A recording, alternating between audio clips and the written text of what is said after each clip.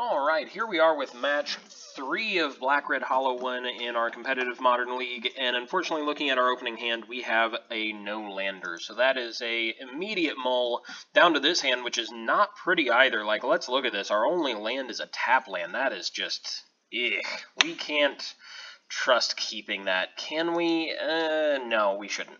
It's a bad idea. So now we're looking at a hand which is actually better than our last one. We have a Hollow One, a Burning Inquiry, a land, and a couple Blood Gas. You know, if things go right, if our the random number generator discard stuff goes well, we're in a decent spot here. So we're going to try this. Now we have Flame Wake Phoenix on the top, and I am going to actually keep that because that's another card I would not mind being in the graveyard if things go well. I feel like really my only chance in this game is to get Burning Inquiry into Hollow One turn 1, and the more cards I like in my graveyard then, if I keep Hollow One out, the better. So we play Burning Inquiry, we hope, and we kept it. We have Hollow One in hand. We have a Bloodghast and a Phoenix in the graveyard. This is fantastic. So we throw out turn 1 Hollow One. That is perfect. Next turn, we're going to be able to get a Bloodghast and a Phoenix back. That is great, right? Like, that is amazing. So our opponent looks to be on Tron here. We, kind of discarded a couple of an Expedition Map, Chromatic Spear, Sylvan Scrying, some ways for them to get Tron, and they play in Urza's Mine. So hopefully we had enough hand disruption that we did something here, but there's another Expedition Map. That's never good to see. That's saying they're on their quick way to get Tron. So we're going to cycle Street Wraith. We find another Phoenix. That is not a bad draw at all. So we go ahead and play our land. We grab our other Bloodghast back, and then we get a Phoenix back from the graveyard. This is going to allow us to attack in for 6 here on turn 2, taking our opponent to 14. Not a bad start at all. Now, our opponent does in fact play the Power Plant, meaning, well, that's going to get them Tron on turn 3, because on my end step, I'm sure they're going to be cracking that Expedition Map. I go ahead and get a Blood Crypt off of my Arid Mesa, and then I don't find another land, and I also don't have double black, so I can't cast the Bloodghast, I can't do anything with the Phoenix. I'm looking kind of just stuck here into casting the Flameblade Adept, but I am going to smash in for 8 damage, taking them to 6. That's a pretty low number right now for turn 3, and I'm going to get a Flameblade Adept onto the field. Now they are going to go ahead and grab that Urza's Tower so that they can play it next turn, have access to 7 mana plus, or no, not plus, because that was their land for the turn. And what are they going to play with it here? Looks like they're using all of it, maybe? Yeah, it looks like it. No? We don't know. They just keep filling it up in their mana pool and exiting it out. But there's a Walking Ballista for 3. And I'm trying to figure out in my head right now, like, is that going to be enough? Is there any way that I live through that? And in my mind, I was pretty confident that I was just good. So I smash in here, since I didn't draw another land to play the Flame Wake, nor a land to play the Bloodghast. And they actually do a lot of stuff here that I didn't really count on, I guess I should say. So they kill the Phoenix. I was in a little bit of a rush playing this game, I think. I just was so convinced I had them dead on board that I didn't actually take the time to do the math, because they also kill my Bloodghast here. They chump block the Hollow One. So in reality, I'm only dealing 1 damage to them this turn. Now, I do want to play Taziger, but it's going to require me to, well, not actually exile any really big cards from my graveyard, because I had the 2 lands available. So I didn't have to lose the Bloodghast, I didn't have to lose the Phoenix, neither of those, so that made me feel pretty good. Now I am facing down maybe something that's going to make me lose here, well, an Oblivion Stone. Not great, but it's something I can get around. It's going to wipe my board, but like I said, I have the Phoenix, I have the Bloodghast in my hand, I can even cast those, just hard cast them, right, which is never a bad thing, and there's a Burning Inquiry. Now, my fear at this point with playing Burning Inquiry, the reason why I didn't really go to play it is because when my opponent cast the Oblivion Stone, it meant that was probably the best thing they had in their hand to play. Like, they didn't have, maybe a Karn or something, something that would have, or an Ugin, I should say, that would have just, like, won them the game on the spot almost. So if I played Burning Inquiry, I was probably just giving them 3 more draws and potential chances to draw into that card that does win them the game. Now, truth be told, at this point, things aren't looking good. Losing my entire board, being on 2 lands that I can't even cast most of the cards from my hand on, and them being on an absolutely unbelievable amount of mana puts me in a pretty bad spot. And they play Karn, they take my Blood Crypt, like I'm down to 1 mana. My only hope is just a absolutely crazy Burning Inquiry here, right? So they're powering out something else because they have so much mana. That's a walking ballista for 2, and top decking a Goblin Lore that I can't cast. It's just, the game's over, realistically, because even if I play that Burning Inquiry, I find a hollow one, then I'm going to be losing it to that Karn on the next turn. So I go ahead and concede, and we go on to game 2. Alright, now here is game 2 of match 3. Our opening hand looks pretty nice. We have a hollow one. We got a Goblin Lore to try to maybe get it out, or maybe we can draw something on the Street Wraith. Some turn 1 disruption if we want. You know, in general, looks pretty good to me here. So we are going to keep this hand, and we are on the play, and we find a Burning Inquiry. So this looks good. Let's just try to play this Burning Inquiry and get out hollow one, and we do. We're lucky enough to do that. Now, we do end up with a handful of lands again, which is a little rough, but again, the Goblin Lore is there this time to help us out with that. Unlike last time when we ended up with 5 lands out of our 6 cards, our last card wasn't a way to kind of re-stir that pot a bit. And now we do have that. Now our opponent is Ancient Stirrings off of a Forest, and in my opinion this is a great way to start against Tron, because when we are on an aggressive deck, this is guaranteeing that turn 1 Forest, that they are not going to have Tron on turn 3. Now they did find Urza's Power Plant with the Ancient Stirrings, and Urza's Power Plant is actually a card that we shuffled away with the Burning Inquiry, in addition to a Thragtusk, which looks like a pretty scary card against our deck, and a Chromatic Sphere. Alright, now they're passing it over to us. We find a Faithless Looting, which is not bad at all. That gives us some control over what we draw and what we keep. And we find so many more discard spells. So we toss a land and we toss a discard spell just because there's only so many that we really need, right? And we're going to go ahead and play a land, get in for some damage, and then Burning Inquiry just to try to maybe throw away that power plant again, right? Like if we can get another power plant in the graveyard for them and really get them off of Tron, things can go well for us. Now, we do get some nice cards in the graveyard, but we do not see the power plant there. We have a Relic, a Ballista, and a World Breaker, so some scary cards that are pretty good against us, but not exactly what we were looking for. Now, here they're playing that power plant, playing a Sylvan Scrying, so this is going to be getting them ever closer to Tron, and they grab an Urza's Tower, and we now have a Tazger in hand, a Flamewake Phoenix, Faithless Looting. This looks fantastic, right? Like, we're going to Faithless Looting away this Phoenix. We're going to get the Phoenix back this turn, and we also decide to toss the Bolt, because Bolt doesn't do a lot in this matchup other than getting the last little bit of damage, and I feel like Thoughtseize is just a better card here. Now, what's going to happen is I have to decide, do I want to play Thoughtseize and try to disrupt their hand a little bit, or do I want to get in for the Phoenix and just try to really accelerate this out? I look at this as having 2 more turns until they assemble Tron, and I want to try to get in enough damage by that point to win the game or put it away. And they have 7 cards in hand, so a single Thoughtseize probably isn't going to do that much for me. So we're going to swing in for 6 here, get them down to 10, and just try to get as far ahead in this game as possible. Now, there is a tower that they got last turn and a Chromatic Sphere. And we are going to see them crack that Chromatic Sphere, play an Expedition map that they cannot crack this turn. So again, I'm feeling pretty good about this because they don't have Tron assembled. Well, obviously they don't have Tron assembled. They couldn't have it by this point based off how they played their lands. But they don't have the ability to crack that Expedition map to show me effectively that they have Tron. Alright, so we grab a Street Wraith here. We're going to cycle it, see what we can find, and we find another hollow one. Not bad at all. I could, again, Thoughtseize myself here and go for that really kind of spicy play, but I don't want to lose my Tazger, so we're not going to do that. We're going to Thoughtseize them, and then we're going to play Tazger out of our own hand. Now, we see Thragtusk, Ugin, a bunch of all these lands, right? Like, literally, I think this first power plant up here is that original one they had, but they have 2 towers of mine. It's just absolutely absurd. Actually, that one tower was from before too.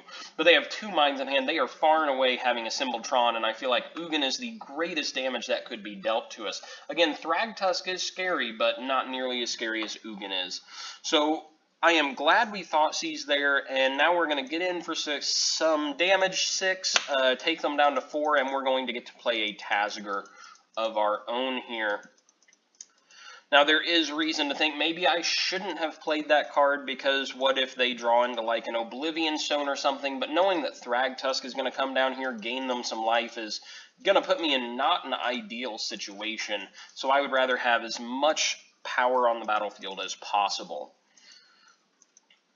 Now, unfortunately, this is going to be blocking either of my creatures very profitably, and I can't actually play my other hollow one, but I think at this point with them at 9, I have to try to make this trade.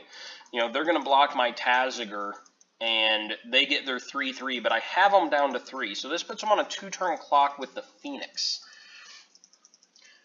And we are going to see what they play here, and that is a Wormcoil Engine. That is a card that, well, truth be told, is probably going to bring them out ahead here in the match. Like, the lifelink is the biggest thing to deal with that, but maybe I can get away with top-decking a Phoenix here. If I top-deck a Bolt, anything that could deal me some quote-unquote direct damage, you know, I'm considering flying direct damage, could actually win me this game. But if they get to attack with that Wormcoil, or if they get to block with it, then I think the game's just out of reach for me.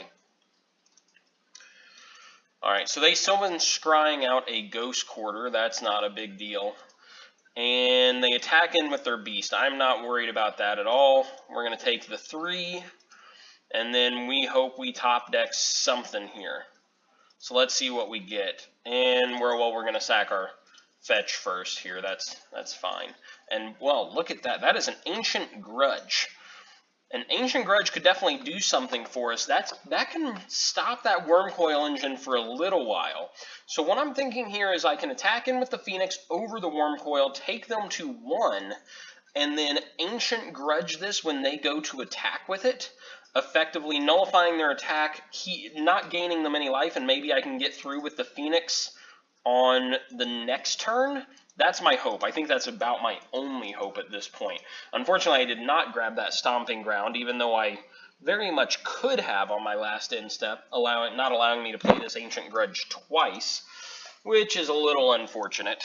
I would have really liked to have done that, and that was definitely a misplay on my part. And here is a Karn, so things are not looking good. Now, they're going to play this Karn.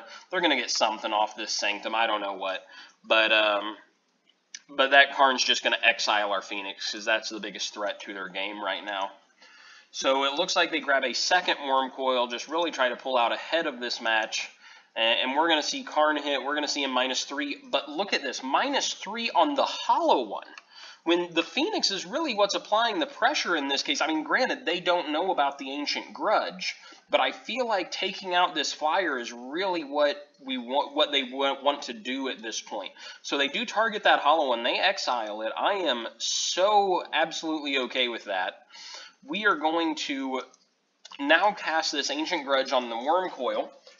We'll take 3 off the Beast, but they're just going to have a couple blockers back that actually can't do anything here. So I'm going to untap. I'm pretty confident their hand doesn't have any removal, and I'm just going to swing in. And let's see, does it get through? Does something happen? No, we win. So we take game 2 and on to game 3. Alright, here we are for game 3 of match 3 against MonoGreen Tron. And our opening hand is looking pretty good. We have a couple lands, a Street Wraith, and a way that we can possibly get Hollow One out turn 1 with this Burning Inquiry. So we are going to keep this. Our opponent starts within Urza's Mine and no artifacts, so that's good. And we are going to cycle this Street Wraith, play Burning Inquiry, hopefully discard what we want to discard and keep what we want to keep. Now, we didn't discard quite what we were looking for. We didn't get rid of either of these Blood Gas, but we did keep the Hollow One and the Flameblade Adept. That's nice. And we got an Ancient Grudge in our graveyard with a fetch land on the battlefield, so that's pretty good. That's something for us to keep in mind. Some potential to get rid of Wormcoil engines like last game. Expedition maps that they may need to be cracking, or maybe even like walking ballistas, stuff like that. Now, we do see they play a Forest on this turn. That is always good because we're not going to be seeing Tron on turn 3, but they're going to be playing Sylvan Scrying and finding an Urza's Power Plant. So we are very likely going to be seeing Tron on turn 4. We just want to get there faster than them. So now I'm probably looking at, both of these Flame Blade Adepts, thinking I can play this other Blood Crypt, just put both Flame Blades on the field this turn, and then hopefully draw into some discard spells or something that will let me just pump the team there. Our opponent plays this Power Plant on their turn and passes, still not seeing any Expedition maps, Chromatic Stars, Chromatic Spheres, that kind of thing. So we throw out our fetch, and we actually find a hollow one off the draw. That's not going to do a whole lot for me at this point unless I'm cycling it for Flame Blade triggers, which doesn't seem like a great idea. So we're going to get in with everybody here, get them down to 6, and then play a Bloodghast from our hand. Now, of course, it has haste at this point, but it would not have had haste pre-combat because of their life total.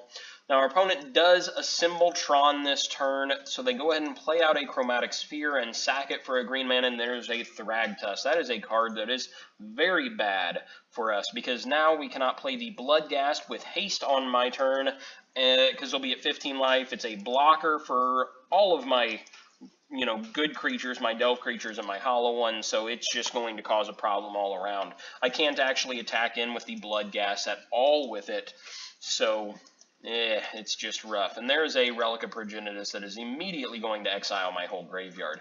If they would have had an artifact to destroy, I could have looked at doing that at that point, but they didn't have one. So I'm going to go ahead and fetch out a Blood Crypt end of turn. We're going to find another Flame Blade Adept, and we will swing with the team except for Bloodghast, because what I'm thinking is I may as well trade off this hollow one. I have another one in hand that I may be able to use, and this Thragtusk is going to cause me issues regardless. I'm only going to be getting in for 2 a turn right now if I only attack with the Flame Blades, so I may as well at least get that to trade off, get it to a smaller creature that my hollow one will actually be able to deal with. And we go ahead and play out the rest of our hand pretty much with the Flame Blade and the Bloodghast. Our opponent really ramping up the mana here, casting another Thragtusk, gaining them another 5 life, just really hurting our game plan. And there's an Expedition map that they are going to crack for a Sanctum of Ugin, so we can pretty much presume there's going to be something big coming our way, because that Sanctum is going to be letting them fetch something off of it. So they pass the turn, and we're going to find a Goblin Lore, and at this point, with all of these Flame Blade Adepts on the battlefield, I think we just have to take this shot at it. Like, we may be discarding our hollow one, but we're going to have to do it here. It's really our only option. So we're going to cast this. We are going to get a ton of Flame Blade triggers. And look at this. We are not only going to keep our hollow one, but we're also going to get a Faithless Looting. So we're going to be able to double up so many of these Flame Blade Adept triggers, it's not even funny. So we cast this Faithless Looting. We're going to toss Bloodghast and Flame Blade Adept because we're going to be able to play hollow one here, and we want to play hollow one. And we get our Flame Blades to 6/6s. Now, these things have menace. Don't forget, that's one of their key qualities.